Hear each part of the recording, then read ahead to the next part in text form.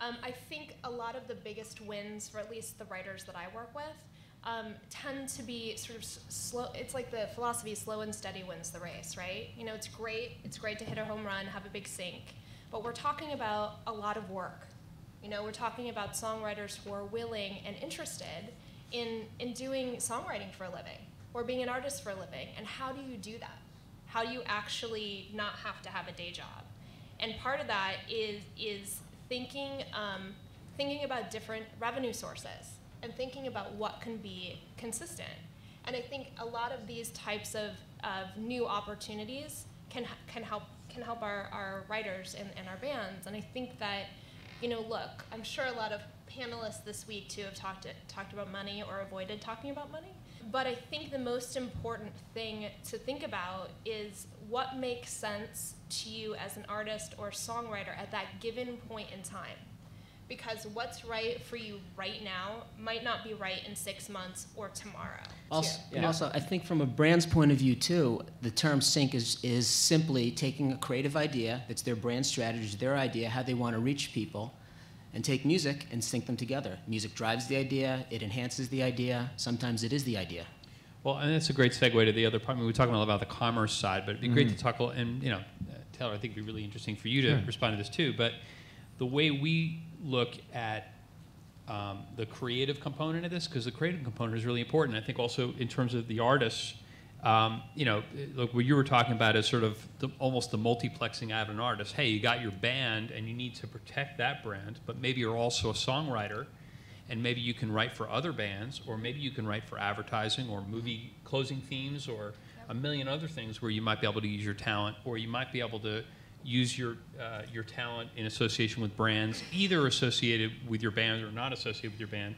So there's a million different ways to do this from a commerce side. But the creative side, I think, I mean, the way, I can just talk about myself personally, just because, look, I'm a musician, I'm a composer, and I run a company. But for me, the way I look at it is, I'm telling stories. Absolutely. And anywhere I can tell stories with music, and music can make a really big difference in that story, that's something that's interesting to me. If it's a crappy story I'm telling, or if it's something I don't believe in, I don't really want to tell that story. And it's clearly interesting to brands, telling stories. I mean, songs have one of the most, a couple different friends that I often envy that work in technology, and they tell me about what they're doing. I think, God, that sounds cool. And then, you know, then I go play at an event with somebody, and they'll come see the show, and sort of the grass is always greener, and they're thinking that this job is so cool. But what interesting from that outside perspective is, for a songwriter, we get to try and encapsulate all that stuff into 3 minutes or into 20 minutes or 2 minutes or into 20 seconds. The thing that I think is really interesting about that is the idea that a song can actually be a vehicle. The other thing, we just not to take this parallel too far, but brands also think of themselves really as a person. They have personalities. Sure, yeah. And if the personality of the music fits the personality of the brand, then you really have something. It's the problem that we see all the time is when, and I know that you've probably dealt with this, ripped your hair out a bunch of times on it, but with people who are like, well, I like that song. Yeah, but you like that song, but it doesn't really fit your brand. And if you try to make that happen, if you try to jam that square peg in a round hole, first of all, everyone's going to end up looking silly. Second of all, it really does, that is kind of selling out. That's the definition of selling out, because now all of a sudden it's just about the check, as compared to being about all the stuff you guys are talking about, which is like, if it's something and your audience sees it in association with the brand, and your audience is like, wow, that's really cool, then you can build on that. But if everyone looks silly, then it doesn't work. And it's from the band perspective too, because we deal with a lot of times people thinking that they know who their audience is, or maybe it's who they want their audience to be, or maybe it's who they were influenced by, but not necessarily what their music sounds like. And it's important for all of us, I think, to cultivate that with our artists and say, that doesn't make sense.